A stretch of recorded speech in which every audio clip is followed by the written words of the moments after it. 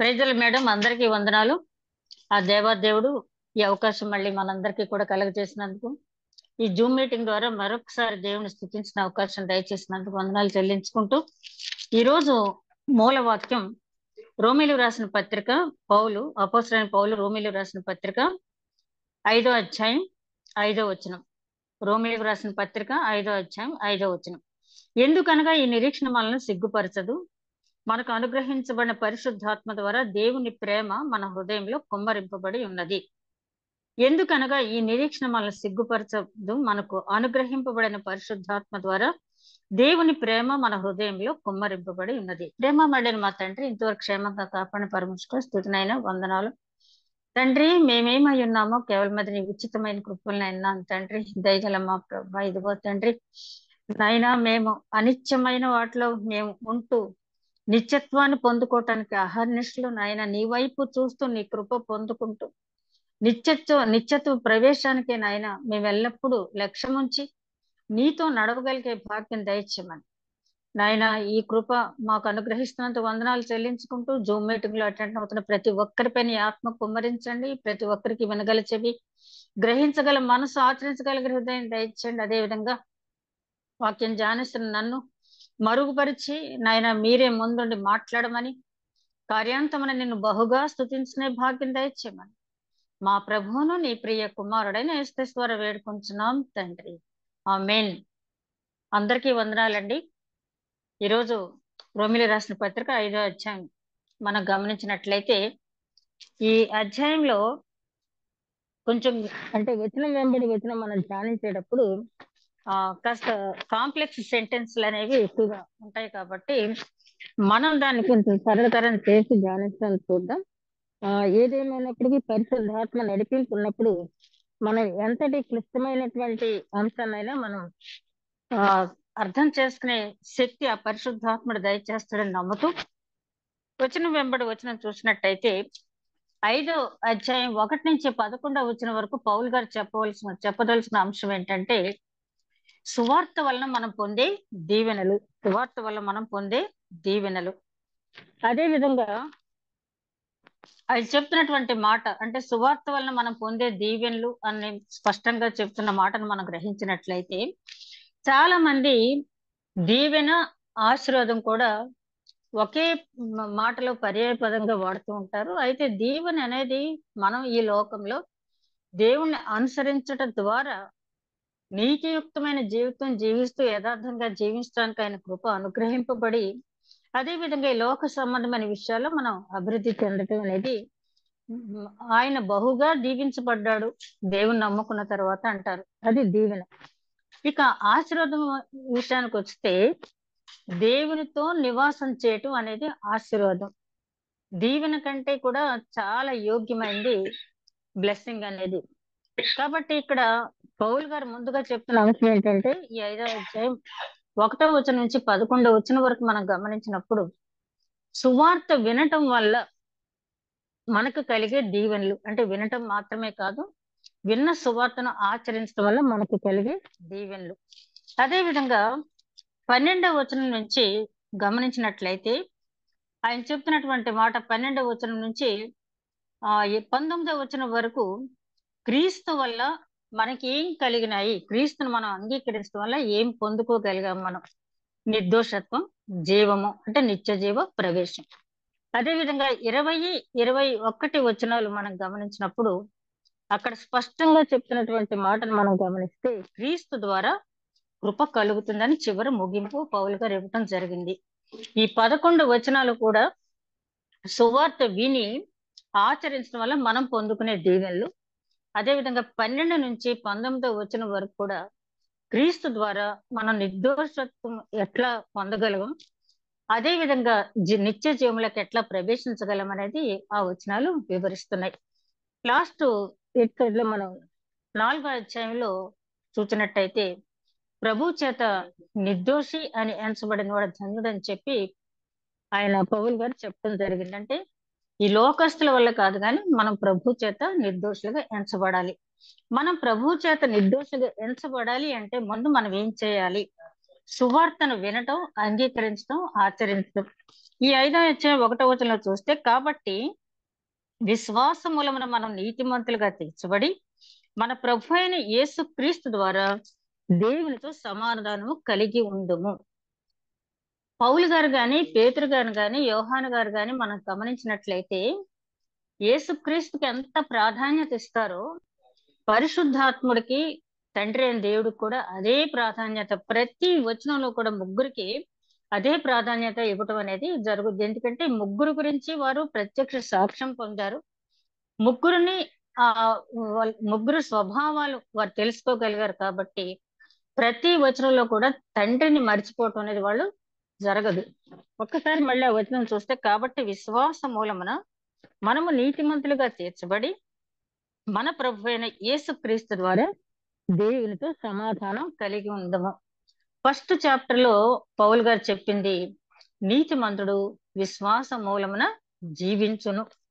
ఆ విశ్వాసం మనం పొందిన తర్వాత దేవునితో సమాధానం కలిగి ఉండాలి. ఎందుకు సమాధానం కలిగి ఉండాలనేది ఇక్కడ వాక్యం వింటున్న ప్రతి ఒక్కరు కూడా అనుభవజ్ఞులే. కాబట్టి ఎందుకు సమాధానం మనం కలిగి ఉండాలి అంటే, ఆ ఏదైనా తోటలో మన పితరుడైన ఆదాము అవ్వ చేసినటువంటి అజ్ఞాతిక్రమం వల్ల ఆ ఏదైనా వనంలో నివసించే, అంటే దేవునితో సహవాసం పోగొట్టుకుని దేవుణ్ణి ముఖాముఖి చూచి ఆ సంభాషించే భాగ్యం వారిద్దరూ కోల్పోయారు. వారితో పాటు మనందరం కూడా కోల్పోయాం. కాబట్టి తిరిగి ఆ అనుభవాన్ని పొందాలంటే మనం దేవుని యందు విశ్వాసం మూలంగా నీతిమంతులుగా తీర్చబడాలి.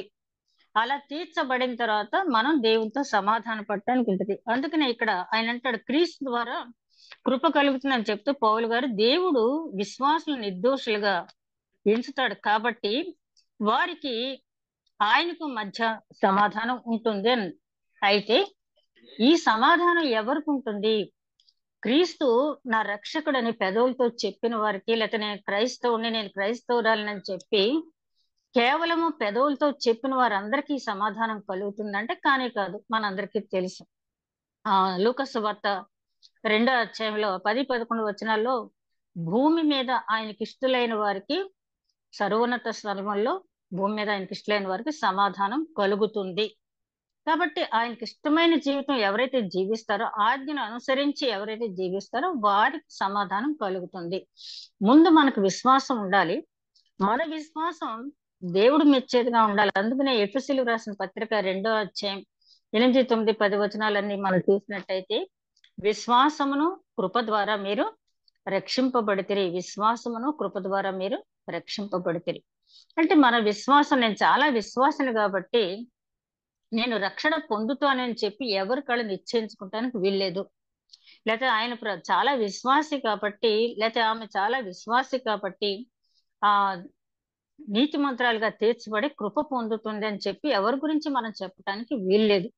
ఎందుకంటే మనుషుని నీతి దేవుని దగ్గర మురికి గుడ్డవలే ఉంది. కాబట్టి మన నీతి ఆయన ఎదుట ఎట్లా ఉంది అనేది ఆయన మాత్రమే చెప్పగలడు. కాబట్టి విశ్వాసం మూలంగా నీతిమంతులుగా తీర్చబడిన తర్వాత ఆయన కృపను మనం పొందుకుంటాం. ఇక్కడ ఆయన చెప్తున్నది ఏంటంటే, మనం ఆయనకి ఇష్టమైన జీవితం జీవించినప్పుడు మాత్రమే సమాధానకర్తగా, అధిపతిగా ఆయన పేరు పెట్టబడును అని చెప్పి ప్రవక్త యెషయా రాసిన గ్రంథంలో 9వ అధ్యాయం, మనం క్రిస్మస్ సీజన్ లో చిన్నపిల్లలు కంటత వాక్యాలు చెప్తారు కదా, సమాధానకర్త, అంతేకాకుండా సమాధానకర్తయగు అధిపతి ఆయన పేరు. అయితే ఆ సమాధానం పొందాలి అంటే ఆయనకి ఇష్టమైన వారుగా మనం ఉండాలి. అందుకని ఇక్కడ ఏమంటున్నాడంటే, యెషయా ప్రవక్త 32వ అధ్యాయం 17వ వచనంలో, నీతి సమాధానం కలిగితేను నీతి వలన నిత్యత్వమును నిమ్మళమును సమాధానము కలుగును. నిమ్మళం అనే మాటను మనం చూసినట్టయితే శాంతి అని చెప్పి కొన్ని వెర్షన్స్ లో ఉంది. నిమ్మళం అంటే శాంతి. అంటే మనం ఆయన యందు నమ్మిక ఉంచినప్పుడు, మనం నీతిమంతులుగా తీర్చబడినప్పుడు సమాధానం కలుగుతుంది. దాంతో పాటు మనకి ఏం కలుగుతుందంట, నిత్యత్వము, శాంతి కూడా కలుగుతాయి. ఇదే అంశాన్ని కొలసీలకు రాసిన పత్రిక 1వ అధ్యాయం 20 వచనాలు చూస్తే, కొలసీలకు రాసిన పత్రిక అపోస్తలుడైన పౌలు కొలసీలకు రాసిన పత్రిక 1వ అధ్యాయం 20వ వచనం. ఆయన యందు సంపూర్ణత నివసింపవలననియు ఆయన శిలువ రక్తము చేత సంధి చేసి ఆయన ద్వారా సమస్తమును, అవి భూలోకమందున్నవైనను పరలోకమందున్నవైనను, వాటినన్నిటినీ ఆయన ద్వారా తనతో సమాధానపరుచుకున్న వల్లని తండ్రి అభీష్టమాయను. చాలా స్పష్టంగా చెప్తున్నాడు పౌలు గారు. ఏంటంటే, నీకు సమాధానం కావాలి అంటే క్రీస్తు ద్వారా తప్పించి మరెవరి ద్వారా నీకు సమాధానం రాదు. నువ్వు క్రీస్తు ద్వారా, అంటే ప్రాపర్ ఛానల్ ద్వారా వెళ్తేనే మనకి ఆ తండ్రి దగ్గర తండ్రి అనుగ్రహించే సమాధానం, అంటే ఆయన కనికరం మనం చూడగలుగుతాం. అదే అంశాన్ని ఆయన పౌలు గారు చాలా చక్కగా వర్ణించి చెప్తున్నారు. మీకు సమాధానం కావాలంటే క్రీస్తు ద్వారానే వెళ్ళాలి. అందుకనే కదా మనం ఏ ప్రేయర్ చేసినా మా ప్రభువును నీ ప్రియ కుమారుడైన యేసు క్రీస్తు ద్వారా వేడుకుంటున్నాము అని చెప్పి మనం ముగింపిస్తాం. మనందరికి చిన్నప్పటి నుంచి పెద్దలు చేసే ప్రార్థన బట్టి ఆటోమేటిక్ గా మాట వచ్చేస్తుంది. కానీ చాలా మంది క్రీస్తు అక్కర్లేదనే వాళ్ళు ఉన్నారు, పరిశుద్ధాత్ముడు ఒక్కడే చాలనే వారు ఉన్నారు, తండ్రి అక్కర్లేదనే వాళ్ళు ఉన్నారు, తండ్రి మాత్రమే చాలనే వాళ్ళు ఉన్నారు. కాబట్టి పౌలు గారు త్రిత్వం గురించి చాలా స్పష్టంగా చెప్తున్నాడు. ఏంటంటే, తండ్రి ఆదరణ నువ్వు పొందాలన్నా, తండ్రి కనికరం నువ్వు పొందాలన్నా ఆ కుమారుడైన క్రీస్తు ద్వారానే వెళ్ళాలి.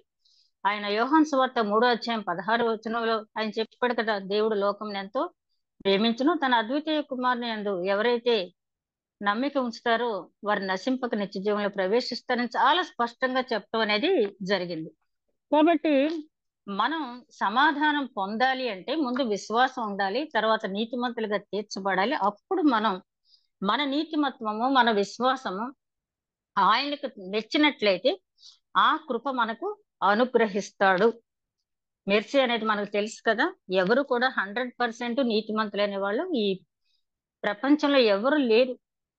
కాబట్టి ఆయన కృప మనం పొందుకోవాలంటే ఆయన మనకి ఏ ఏ లైఫ్ స్టైల్లో మనం జీవించమన్నారో, ఒక క్రైస్తవుడుగా క్రైస్తవురాలుగా నీవు జీవించిన విధానాన్ని బట్టి ఆయన మన పట్ల కృప చూపుతాడు. అంతే తప్పించి ఆయన కృప గలవాడు కాబట్టి మన ఇష్టానుసారంగా జీవించినట్టయితే ఆయన కృప చూపుతాడని పరిశుద్ధ గ్రంథం ఎక్కడ కూడా చెప్పలేదు. అదే విధంగా 2వ వచనంలో మనం గమనించినట్లయితే, మరియు ఆయన ద్వారా మనము విశ్వాసం వల్ల ఈ కృపయందు ప్రవేశం గలవారమే అందులో నిలిచి ఉండి దేవుని మహిమను గూర్చిన నిరీక్షణ బట్టి అతిశయపడుతున్నాము.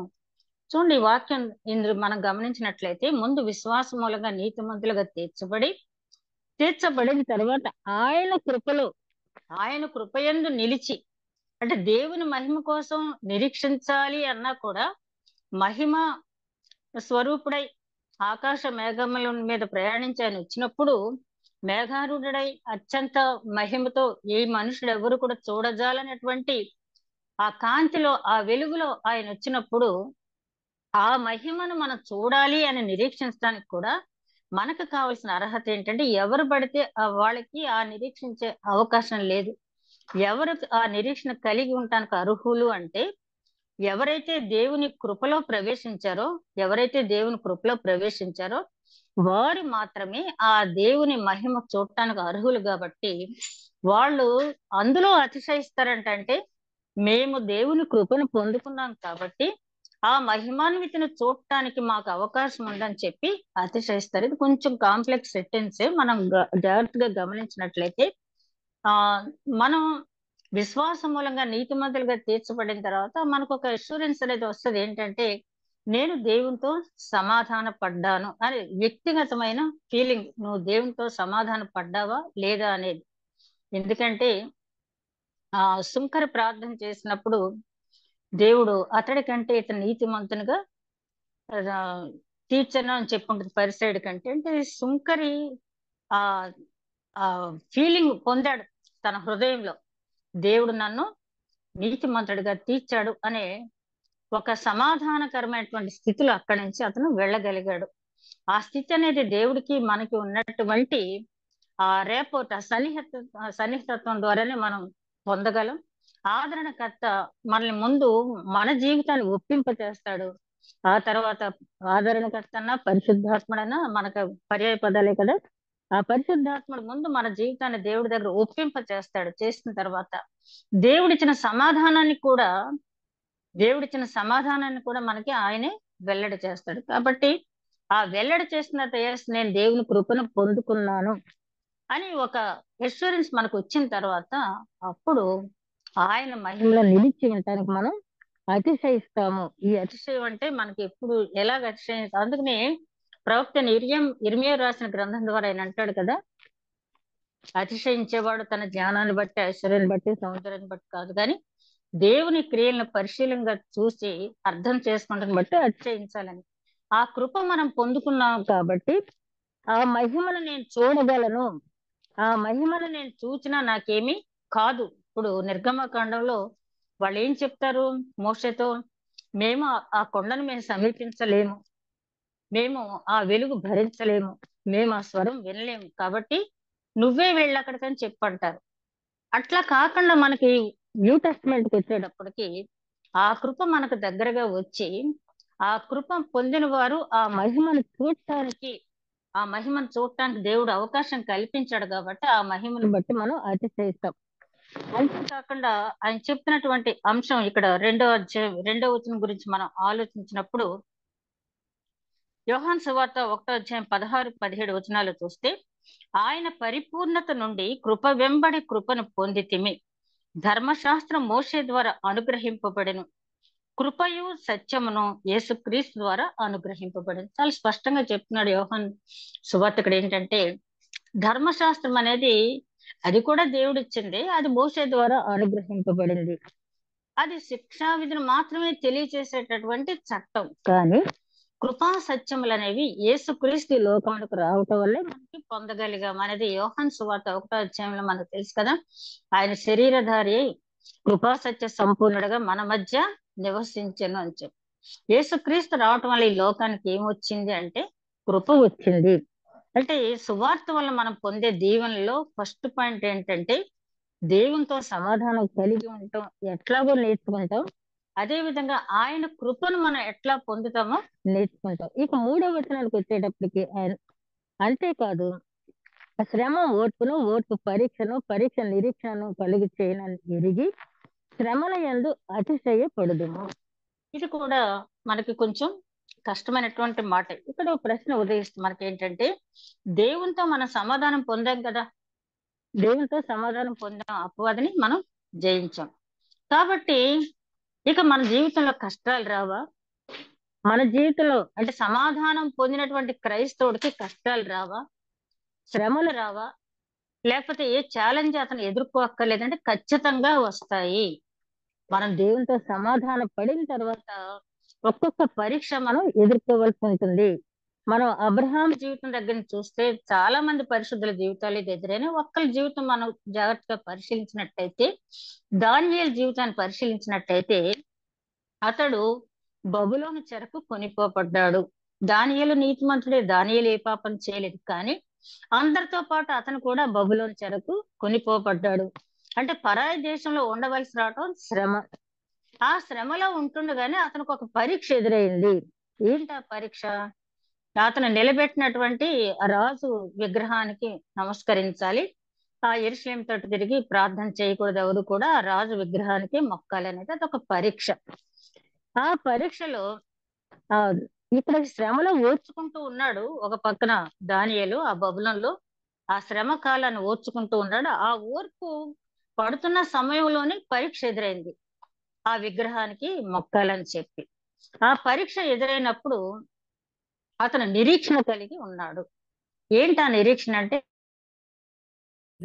రాజు విగ్రహానికి మొక్కను, అవసరమైతే నా ప్రాణాలను నేను త్యాగం చేస్తాను, కానీ దానికి మొక్కను అంటాడు.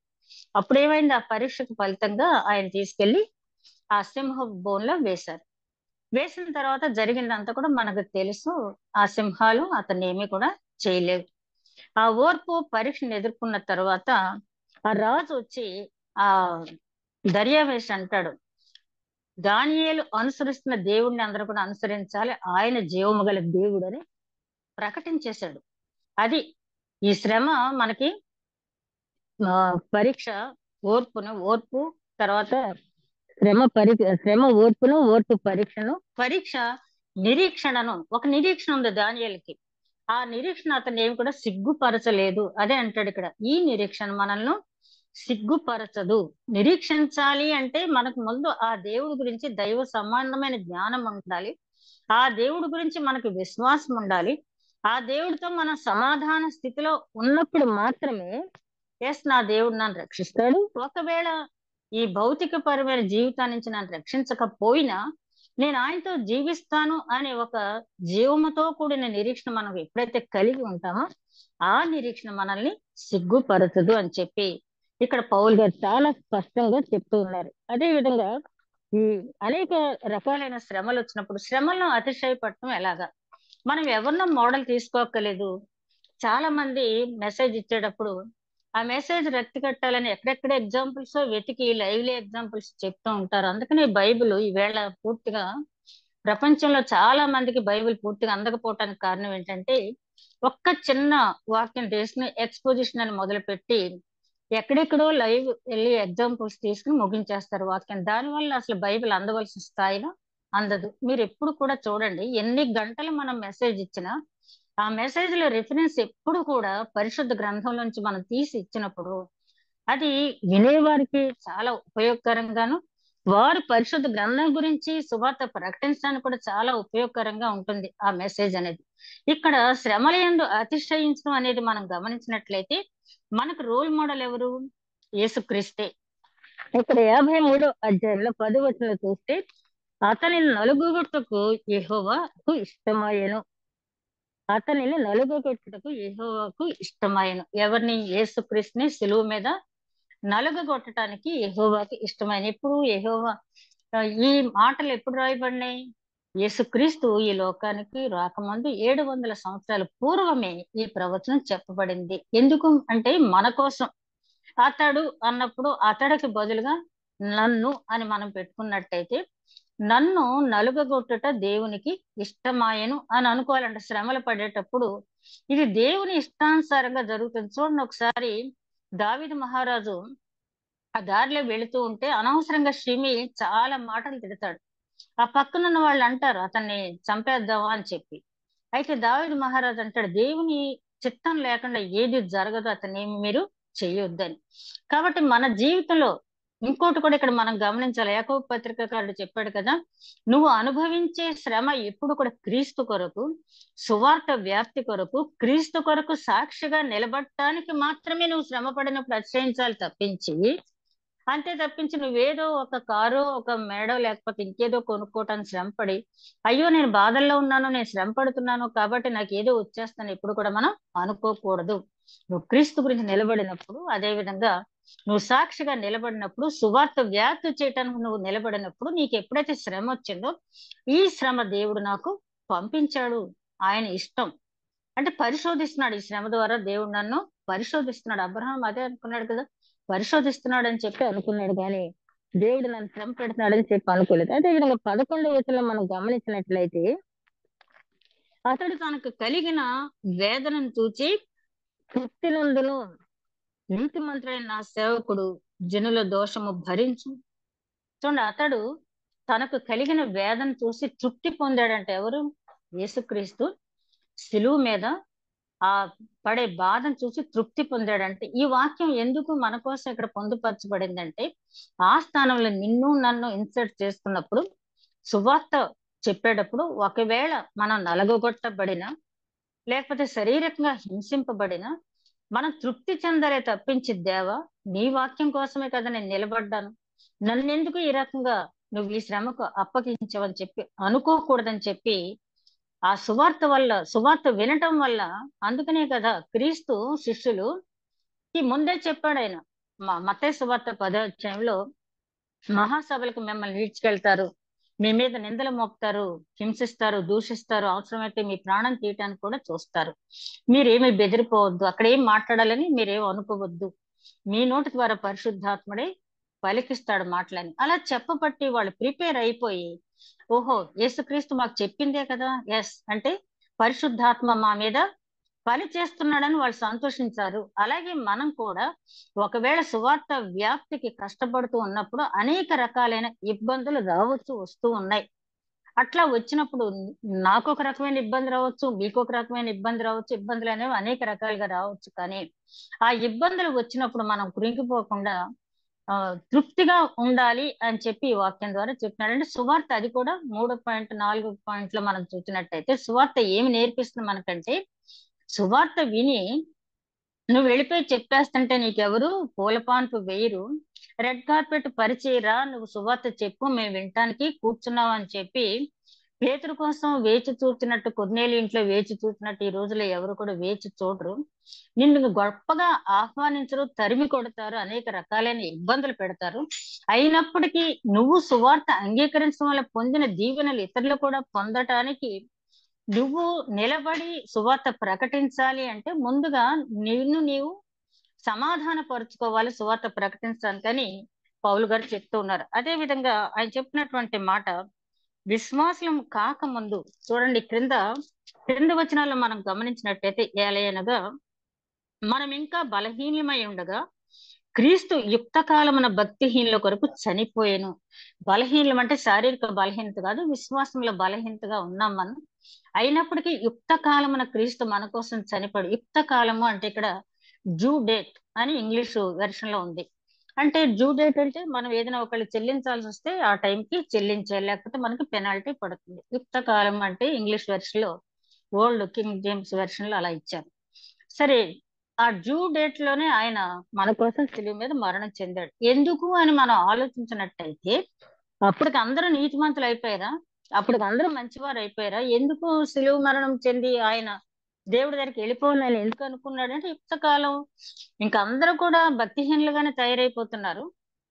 అందుకనే మనం సామెతల గ్రంథంలో 8వ అధ్యాయం 21వ వచనంలో 20వ వచనంలో చూస్తే ఆయన అంటాడు, నరుల కోసం దేవుడు ఏర్పాటు చేసిన పరలోకమును చూసి నేను సంతోషించదని, నరులను బట్టి నేను ఆనందించుతున్నాను అంటాడు సామెతల గ్రంథకర్త. అంటే దేవుడు మన కోసం పరలోకం సృష్టించాడే తప్పించి మన కోసం ఆయన పాతాళం అనేది, నరకం అనేది ఆయన సృష్టించలేదు. కానీ ఆ పరలోకానికి ఎవరు వెళ్ళటం లేదు. పరలోకం అంతా కూడా ఖాళీగా ఉండిపోయే పరిస్థితి వచ్చింది. కాబట్టి ఇక ఈ శిలువ మరణం పొంది ఈ రక్తం ప్రోక్షణ ద్వారా, రక్తం చిందించడం ద్వారా, ఆ రక్తంలో తమ పాపములు కడుక్కుని ఈ నీతిమంతులుగా తీర్చబడవలసిన సమయం వచ్చిందని చెప్పి, అందుకనే గలతీయులకు రాసిన పత్రిక 4వ అధ్యాయంలో కూడా కాలము పరిపూర్ణమైనప్పుడు స్త్రీ గర్భాన ఆయన జన్మించడని ఉంటుంది. అంటే కాలం పరిపూర్ణమైనప్పుడు అంటే అందరూ మారు మనసు పొందేశారని కాదు, ఒక కొంత టైం దేవుడు ఇచ్చాడు క్రీస్తు శరీరధారిగా ఈ లోకంలో ఉండటానికి. ఆ తర్వాత తండ్రి నిర్ణయం ప్రకారం ఆ సిలువ అనేది జరిగింది. కాబట్టి యుక్త కాలమున మనం ఇంకా విశ్వాసంలో బలహీనంగా ఉంటుండగానే మన కోసం ఆయన చనిపోయాడు. అదే విధంగా భక్తిహీనుల కొరకు చనిపోయాడు. నీతిమంతుల కొరకు సహితము ఒకడు చనిపోవట అరుదు, మంచి వారి కొరకు ఎవడైనా ఒకవేళ తెగింపవచ్చును. ఇక్కడ నీతిమంతుడు ఎవరు, మంచివాడెవరు? 7వ వచనంలో ఈ రెండు మాటలు ఒకసారి మనం ఆలోచించినట్టయితే, నీతిమంతుడెవరు, మంచివాడెవరు? నీతిమంతుడు మనకి ఆయన రక్తమందు విశ్వాసం ఉంచి పాపములు కడుక్కున్నవారు నీతిమంతులు. ఆ శిలువ రక్తంలో విశ్వాసం ఉంచి నా కోసమే అని చెప్పి ఆ పాపాలను కడుక్కున్నవాడు. అదే విధంగా యేసుక్రీస్తు రక్షకుడి నోటితో ఒప్పుకొని దేవుడు ఆయన మృతుల్లో నుండి లేపినని హృదయమందు విశ్వసించిన వాడు రక్షణ పొందుతాడని చెప్పి పౌలు గారు రోమిలికి రాసిన పత్రిక 9వ అధ్యాయంలో చెప్పడం జరిగింది. కాబట్టి నీతిమంతుడు ఎవరో మనకి క్లియర్. మరి మంచివారు ఎవరు? నీతిమంతుల కోసం ఎవరు చనిపోరు, ఒకవేళ మంచివారి కోసం ఎవరైనా తెగించి చచ్చిపోతారేమో అంటే నీతిమంతుడి కంటే ఒక స్టెప్ మంచివాడు. మంచివారు ఎవరు? గుడ్ సమరటన్ మనం చూసినట్టయితే అది ఆ సమరటన్ మంచివాడు. మంచివాడు అంటే ఆ క్వాలిటీస్ ఉండాలి. తన శత్రువును కూడా ప్రేమించి, తన శత్రువు కోసం త్యాగం చేసి, తన శత్రువు కోసం పూటబడిన వాడు మంచివాడు. ఎవరు మంచివాడు అంటే యేసుక్రీస్తే. ఆ గుడ్ సమరటన్ ఎవరో కాదు, యేసుక్రీస్తే.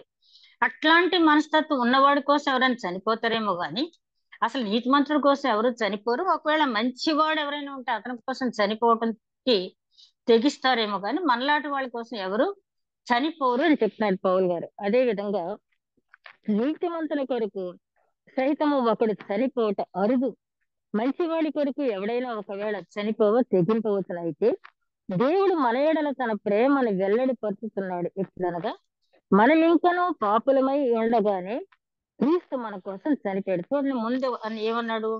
మనం ఇంకా బలహీనంగా ఉంటుండగానంటే విశ్వాసంలో బలపడక ముందే.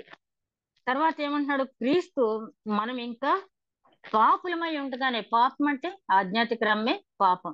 మనం పూర్తిగా ఆజ్ఞలు అతిక్రమించుకుంటూ వెళ్తూనే ఉన్నాం, పాప స్థితిలోనే ఉన్నాం. అప్పుడు ఆయన మన కోసం చనిపోయాడు. కాబట్టి ఆయన రక్తము వలన ఇప్పుడు నీతిమంతులుగా తీర్చబడి మరింత నిశ్చయంగా ఆయన ద్వారా ఉగ్రత నుండి రక్షింపబడుదుము. అంటే ఉగ్రత అనేది ఉందని చెప్పి 2వ అధ్యాయం చెప్పాడు కదా.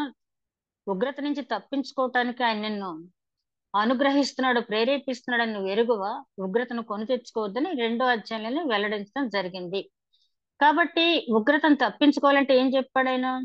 సత్క్రియలు చేస్తూ మహిమ, ఘనత, అక్షయతలు వెతకండి, అప్పుడు మీకు మహిమ, ఘనత, సమాధానం ఇవ్వబడుతుందని 2వ అధ్యాయంలో చెప్పడం జరిగింది. కాబట్టి ఉగ్రతను మనం తప్పించుకోవాలి అంటే ఈ నీతిమంతుడైనటువంటి యేసుక్రీస్తు చిందించిన రక్తం నా కోసమే, నా పాపం కోసమే, నన్ను పరిశుద్ధులుగా చేయటానికి మాత్రమే ఆయన మరణించాడని హృదయంలో విశ్వసించి నోటితో ఒప్పుకున్నప్పుడు మనం రక్షింపబడతాం అని చెప్తూ, ఇంకో మాట ఆయన ఏమంటున్నాడంటే, మనం ఏలయనగా శత్రువులమై ఉండగా ఆయన కుమారుడు మరణం ద్వారా మనము దేవునితో సమాధాన పడిన ఎడల సమాధానపరచబడిన వారమై ఆయన జీవించడం చేత మరి నిశ్చయంగా రక్షింపబడము. కాంప్లెక్స్ సెంటెన్సెస్ అన్నాను కదా, ప్రతి వాక్యం కూడా ఇందులో కాంప్లెక్స్ సెంటెన్స్ ఉంటాయి. ఈ 5వ అధ్యాయంలో ఆయన చెప్తున్నది ఏంటంటే, మనం ఇంకా పాపులమై ఉండగానే మన కోసం ఆయన చనిపోయి ఆ కుమారుని మరణం ద్వారా రక్షణ అనేది మనకు అనుగ్రహించి సమాధానపరిచాడు. అంటే సమాధానపరచబట్టం అనేది మన చేతిలోనే ఉంది. ఎందుకంటే ఆ రక్తం, ఇప్పుడు ఒక డాక్టర్ గారు ఎక్కడో ఉన్నారు, పలానా వ్యాధికి ఆయన మందు ఇవ్వగలడు, నేను నయం చేస్తాడని ఎవరన్నా చెప్పినప్పుడు మనం ఆ డాక్టర్ గారి దగ్గరికి వెళ్ళాలి. ఆయన దగ్గర మనకున్న వ్యాధి వివరాలు చెప్పాలి. చెప్పిన తర్వాత దానికి సంబంధించిన మెడిసిన్స్ ఆయన ఇచ్చినప్పుడు ఆ మెడిసిన్స్ వాడాలి. ఆ వ్యాధి రాకుండా తీసుకోవాల్సిన జాగ్రత్తలు డాక్టర్ గారు చెప్పినప్పుడు ఆ విధంగా మనం ప్రవర్తించాలి. అంతే తప్పించి ఏదో డాక్టర్ గారు చెప్పారు కాబట్టి వెళ్ళి ఆ విజిటింగ్ రూమ్ లో కూర్చుని ఇంకా అవసరమైతే ఏంటి ఆ ఓపీ రాయించేసుకుని పర్వాలేదులే డాక్టర్ గారి దగ్గరికి వెళ్ళి వచ్చేసాం తగ్గిపోద్ది అనుకుంటే తగ్గదు కదా. అలాగే ఆ డాక్టర్ గారి దగ్గర వ్యాధి గురించి ఎలాగైతే ఒప్పుకుంటామో, ఈ సిలువ దగ్గర మన పాపం గురించి, మన జీవితం గురించి ఒప్పుకుని ఆ తర్వాత ఆయన ఇచ్చిన సమాధానం పొంది ఆ తర్వాత యేసుక్రీస్తు ఎప్పుడు కూడా ఎవరిని రక్షించినా కూడా ఆయన ఏమంటారు? ఇకను పాపము చేయకము. అంటే గత జీవితం వదిలిపెట్టి క్రీస్తులో ఉన్నవాడు నూతన సృష్టి అంటాడు. కొరింథీయులకు రాసిన పత్రిక 5వ అధ్యాయం 17వ వచనంలో, ఎవడైనా క్రీస్తు యందు ఉన్న ఎడల వాడు నూతన సృష్టి, ఇదిగో పాతవి గతించును సమస్తం క్రొత్తవైనని ఉంటుంది కదా.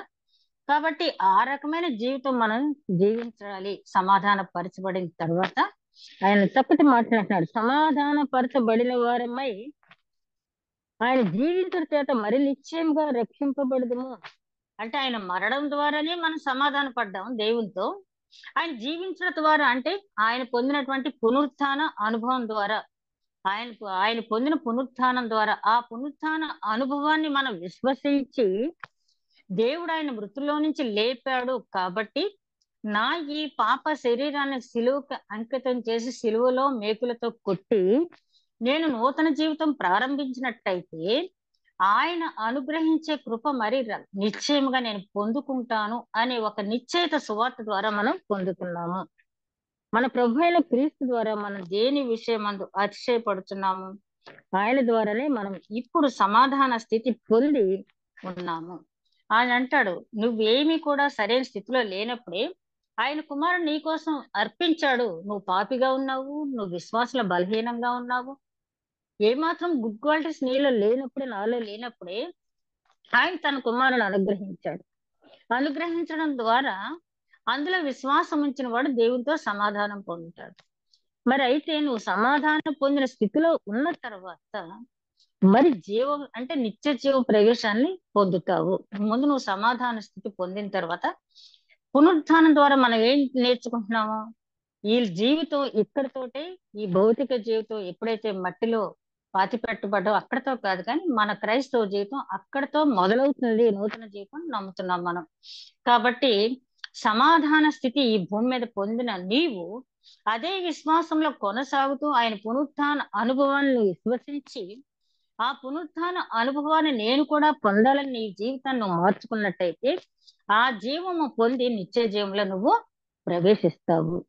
అంటే ఇదంతా కూడా సువార్త వల్ల మనం ఇతరులకి చెప్పగలిగింది. ఈ సువార్త విని ఆచరించిన వాళ్ళు చివరికి పొందే దీవెన ఏంటంటే, చివరికి పొందే దీవెన ఆయనతో సమాధానపడి నిత్యత్వంలో ప్రవేశిస్తాము. ఇది మనకు తెలిసి ఇతరులకు మనం చెప్పాలి. దానివల్ల వారు దీవెనలు పొందుకునేటట్టుగా మనం సువార్త చెప్పాలి. చాలా మంది అంటారు, ఈ క్రైస్తవులకి ఏమీ పని లేదు, ఎప్పుడు కూడా సువార్త చెప్తూ ఉంటారని. ఇట్లుండగా ఒక మనుషుని ద్వారా పాపం ద్వారా మరణమును లోకంలో ఎలాగో ప్రవేశించును, అలాగనే మనుషులందరూ పాపం చేసినందున మరి మరణము అందరికీ సంప్రాప్తించను. ఆదాము చేసిన పాపం అందరికీ సంప్రాప్తించింది అంటాడు. దానికి ఆయన ఇచ్చినటువంటి కొటేషన్ మనం చూసినట్టయితే హెబ్రీలకు రాసిన పత్రికలో మనం గమనించినప్పుడు హెబ్రీ పత్రిక 7వ అధ్యాయం 9-10 వచనాలు చూస్తే మెల్కీసెదెకు కానుక ఇచ్చినప్పుడు అబ్రహాం గర్భాన లేవి ఉన్నాడు. అంటే ఎలాగ సంప్రాప్తం అయింది అంటే, మెల్కీసెదెకు అనే ఆయనకి అబ్రహాము కానుక ఇచ్చాడు కదా, ఆ ఇచ్చిన సమయంలో అబ్రహాం గర్భాన లేవి ఉన్నాడు. అంటే ఆదాం ద్వారా అబ్రహాం ద్వారా అంటే ఇక్కడ మనం చూసుకోవాల్సిన కాంటెక్స్ట్ ఏంటంటే, లేవి దశంభాగం తీసుకోవటానికి అర్హుడు అంటాం మనం కదా. లేవికి నేనే స్వాస్థ్యం అంటాడు, లేవీలకి ఏమీ అక్కర్లేదు, నేనే స్వాస్థ్యం అంటాడు. అటువంటి లేవి కూడా దేవునికి దశంభాగం ఒకప్పుడు చెల్లించాడు అనే దానికి పౌలు గారు చెప్తూ, అబ్రహాము దశంభాగం చెల్లించినప్పుడు లేవి అతని గర్భాన్ని ఎలాగైతే ఉన్నాడో, ఆదాము పాపం చేసినప్పుడు మనందరం ఆయన గర్భాన ఉన్నాము.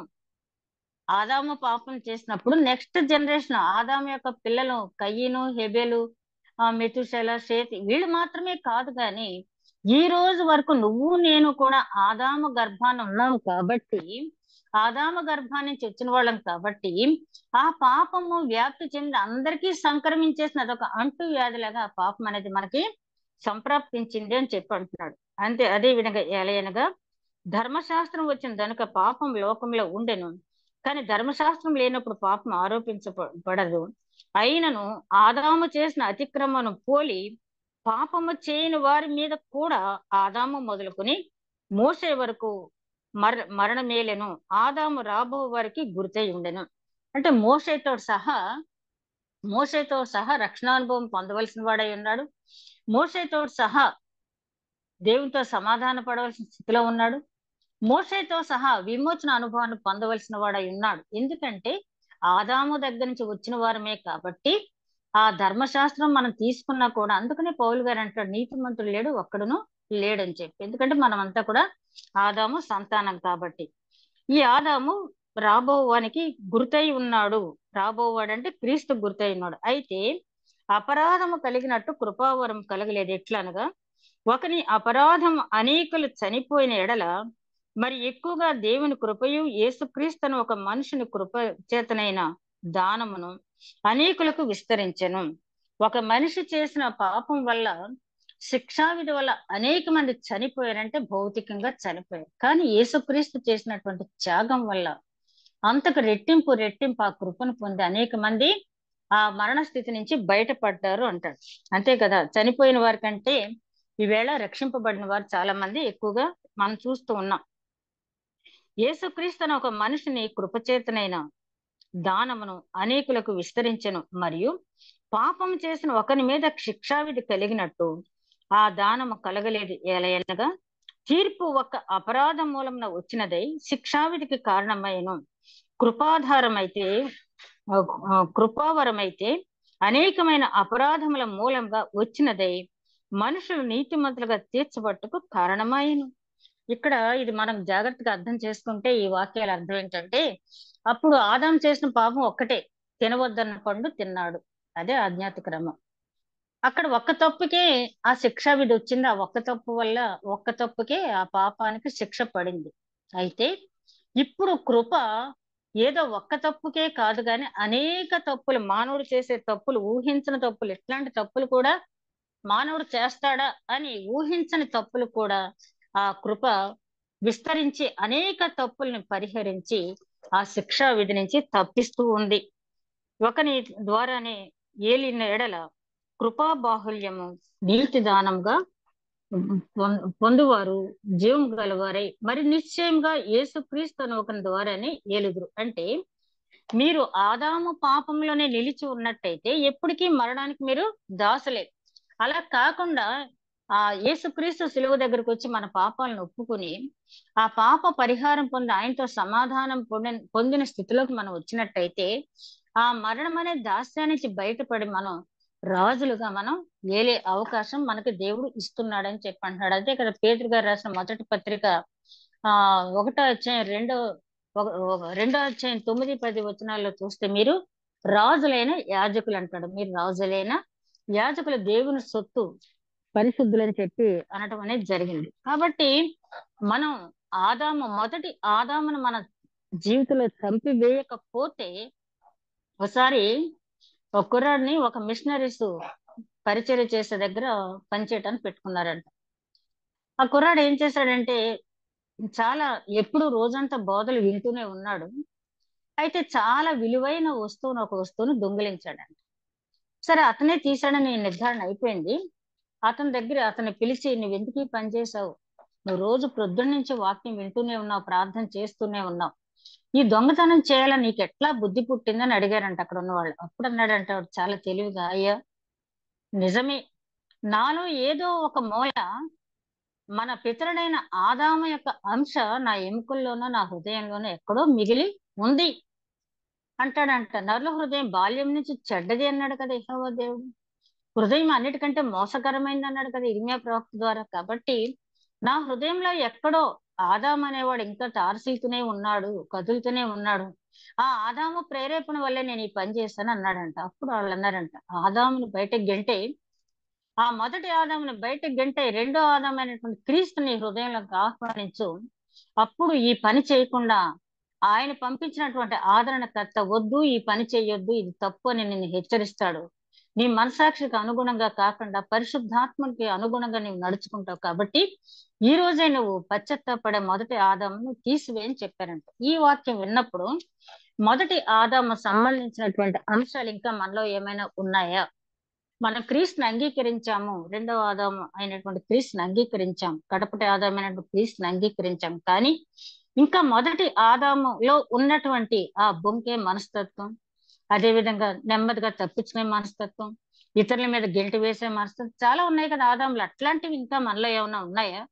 అట్లా ఉన్నట్టయితే మనకి పరిశుద్ధాత్మ పని మన హృదయంలో జరగదు. కాబట్టి ఇక్కడ పౌలు గారు అంటున్నారు, మీరు దాన్ని తీసివేసిన ఎడల జీవము గలవారై మరి నిశ్చయంగా యేసుక్రీస్తు అను ఒకరి ద్వారా ఏలుదురు. కాబట్టి తీర్పు ఒక అపరాధం వలన వచ్చినదై మనుషులకు అందరికీ శిక్షావిధి కలుగుటకు ఎలాగో కారణమాయనో, అలాగే ఒక్క పుణ్యకార్యముల కృపాదానము మనుషులందరికీ జీవప్రదమైన నీతి విధింపబట్టకు కారణమాయను. ఈ పుణ్యకార్యము అనే మాట, పుణ్యము అనే మాట నాకు తెలిసి పరిశుద్ధ గ్రంథంలో ఈ ఒక్క చోటే వాడబడింది. పుణ్యం అనే మాట రైచువస్ థింగ్ అని చెప్పి ఇంగ్లీష్ వెర్షన్ లో ఉంది. ఈ పుణ్యకార్యం అని తెలుగులో ట్రాన్స్లేషన్ ఉంది. ఈ పుణ్యకార్యం ఒక్కసారి, అంటే మనుషులందరూ చేసిన పాపానికి ఒక్కసారే దేవుడు ఆ శిలువ మరణం పొందాడు. ఎట్లా పొందాడు? పరిమళ భరితమైన, సువాసన భరితమైన బలి అర్పణగా దేవుడు దాన్ని ఆఘ్రాణించి సమాధానపరుచుకునే స్థితిలో, నోవాహు గురించి మనం చదివేటప్పుడు చూస్తాం కదా, నోవాహు బలి అర్పించినప్పుడు అది ఇంపైన సువాసనగా దేవుడు ఆఘ్రాణించాను.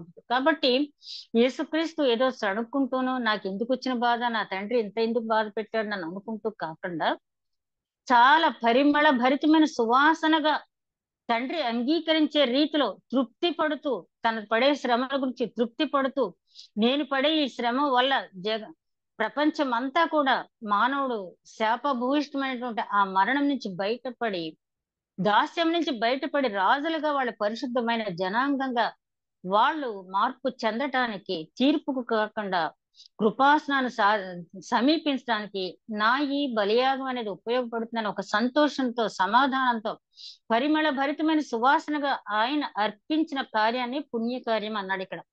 ఆ కార్యం ద్వారా అందరము కూడా మళ్ళీ ఎవరు సిలువ ఎక్కక్కర్లేదు, ఎవరు బలి అర్పించక్కర్లేదు. ఒకవేళ అర్పించిన ఈ శరీరం దేవునికి అంగీకార యోగ్యంగా ఉండదు, ఈ జీవితం దేవునికి అంగీకార యోగ్యంగా ఉండదు. కాబట్టి ఆ బలిదానం పవిత్రమైన, పరిశుద్ధమైన, నిష్కల్మషమైన, నిందారహితమైనటువంటి ఆ యేసుక్రీస్తు అర్పించారు. మనం చేయవలసిందల్లా దాని యందు విశ్వాసం వస్తే. ఎలాగనగా ఒక మనుషుడు అవిధేయత వలన అనేకులు పాపులుగా ఎలాగూ చేయబడతారో, అలాగే ఒకని విధేయత వల్ల అనేకులు నీతిమంతులుగా చేయుదురు.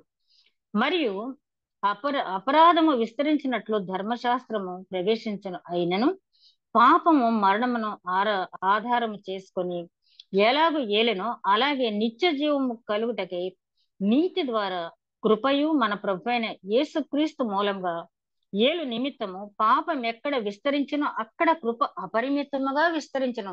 ఈ ఒక్క మాట పట్టుకుని చాలా మంది అంటారు, పాపం ఎక్కడ విస్తరించిందో కృప అక్కడ విస్తరించింది, కాబట్టి ఇక పాపం మన ఇష్టానుసారంగా చేయొచ్చు. కానీ అక్కడ మనం గమనించాల్సింది, తెలిసి చేసిన పాపానికి మరి క్షమాపణ లేదు. రెండోది, ఈ కృపాకాలం ఎంత వరకు ఉంటుందో, ఈ క్షణం వరకు మనం కృపాకాలంలో ఉన్న మరుక్షణంలో ఒకవేళ ఈ కృప చాలు ఇక అని చెప్పి ఒకవేళ ఆ దేవుడు ఈ కృపను పైకి తీసుకున్నట్టయితే మన పరిస్థితి ఏంటని ఆలోచించినట్లయితే, ఆ కృపను బట్టి మనం రక్షింపబడతామని చెప్పి తెలుసుకున్నప్పుడు అసలు ధర్మశాస్త్రం దేవుడు ఎందుకు ఇచ్చాడు?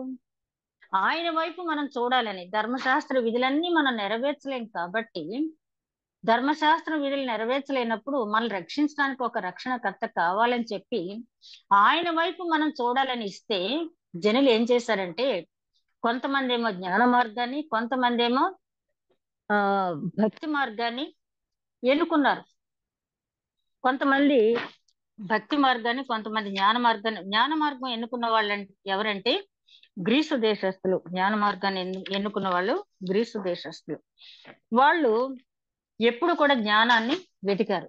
భక్తి మార్గం అనేది మనం ఎక్కువగా భారతదేశంలో మనం చూస్తాం. భారతదేశంలో కూడా నార్త్ ఇండియాలో వాళ్ళు అంటారు కదా, సౌత్ ఇండియా అంతా కూడా కర్మభూమి, నార్త్ ఇండియా అంతా కూడా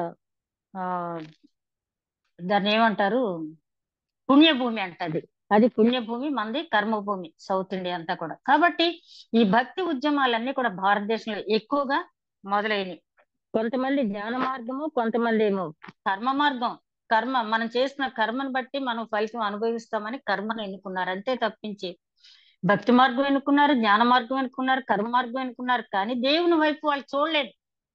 వాళ్ళు తప్పు చేశారు, వాళ్ళ పరలోక భాగ్యాన్ని కోల్పోయారు, దేవునితో సమాధానం కోల్పోయాం కాబట్టి దేవుని వైపు చూడాలి, దేవుని దగ్గర క్షమాపణ పొందాలి అనేది లేకుండా జనులు ఏం చేశారంటే, చాలా మంది భక్తి మార్గాన్ని, భక్తి ఉంది రోజు మనం కూడా క్రైస్తవులు కూడా చాలా మంది భక్తి పరులు ఉన్నారు, భయం లేని వారు ఎక్కువ మంది ఉన్నారు. 3 పూట్ల చర్చికి వెళ్ళి ప్రార్థన చేయటం భక్తి అయితే, ఏ పని చేసినా దేవుడు నన్ను చూస్తూ ఉన్నాడని చెప్పి దేవుని చిత్తానుసారంగా నడుచుకోవటమే భయం. ఈ భక్తి ఉన్న వాళ్ళు ఉన్నారు కానీ భయం ఉన్న వాళ్ళు లేరు. చాలా నాకు ఇంటర్వ్యూ చేసినప్పుడు ఒకళ్ళు అన్నారంట, అయ్యా నువ్వు క్రైస్తవుడు కదా, మరి నువ్వు చర్చిలో ఉన్నట్టే నువ్వు వ్యాపారం దగ్గర కూడా ఉంటావంటే, చర్చిలో ఉన్నంతసేపు క్రైస్తవుల్ని, నా వ్యాపారం దగ్గర కూర్చున్నప్పుడు నేను వ్యాపారస్తుని అని చెప్పి అన్నాడు. అట్లాంటి వారే చాలా మంది ఉన్నారు. కాబట్టి వాళ్ళు ఏంటంటే దేవుని వైపు చూడటాన్ని ముఖం చెల్లక భక్తి మార్గాన్ని, కర్మ మార్గాన్ని, అదే విధంగా జ్ఞాన మార్గాన్ని ఎన్నుకున్నారు. అవేవి కూడా రక్షింపజాలవని చెప్పి తెలుసుకుని పౌలు గారు అంటున్నాడు. ఆయన చాలా విస్తృతమైన పరిశోధన చేసినట్టు చెప్పినటువంటి మాట, ఆ క్రీస్తు సిలువ తప్ప నిన్ను నన్ను కూడా విమోచించేవారు మరెవరు లేరని చెప్పి. ఈ అధ్యాయంలో 11వ వచనం వరకు మనం చూసినటువంటిది సువార్త వలన మనం పొందే దీవెనలు. ఆ దీవెనలు మనం అర్థం చేసుకున్నప్పుడు, ఆ సువార్త ప్రకటించేటప్పుడు నువ్వు విన్న సువార్త నువ్వు అంగీకరించినట్లయితే నువ్వు ఈ దీవెనలు పొందుతావని చెప్పాలి. ఆ 12వ వచనం నుంచి 19వ వచనం వరకు వాక్యం ఏం చెప్తుందంటే, నువ్వు యేసు క్రీస్తును సువార్త విని వదిలేస్తే లాభం లేదు, క్రీస్తును నీ స్వరక్షకుడుగా అంగీకరించు. క్రీస్తు ప్రపంచానికి రక్షకుడే, కానీ నీ స్వరక్షకుడుగా అంగీకరించు. నీ స్వరక్షకుడుగా అంగీకరించినట్లయితే, ఆయన దగ్గర నీ జీవితాన్ని ఒప్పుకున్నట్లయితే, పౌలు గారు ఎట్లాగైతే నిర్దోషగా తీర్చబడ్డాడో, అనేక మంది నిర్దోషులుగా తీర్చబడ్డారు, అలాగే నువ్వు కూడా నిర్దోషగా తీర్చబడతావు. ఆ తర్వాత నిత్య జీవంలో ప్రవేశిస్తావు. ఇదంతా జరగాలంటే దేవుని కృప కావాలి. ఆ కృపకు ముందు నువ్వు సువార్త వినాలి, అంగీకరించాలి, క్రీస్తుని హృదయంలో ప్రతిష్ఠించుకోవాలి. క్రైస్తవ జీవితం అంటే ఆచార సాంప్రదాయాలతో కాదు గాని ఆయన చెప్పినట్టుగా శ్రమ, ఓర్పు, పరీక్ష నిరీక్షణను ఇస్తుంది. ఈ నిరీక్షణ మనల్ని సిగ్గుపరచదు కాబట్టి అట్లా నీవు కొనసాగు జీవితకాలం అంతం వరకు సహించిన వాడు జీవ కిరీటం పొందుతాడని చెప్పినట్టు ఆ జీవ కిరీటం పొందటానికి మన జీవితాలు మలుచుకుందాం. అట్టి నడిపింపు దేవుడు మనకి అనుగ్రహించునుగాక.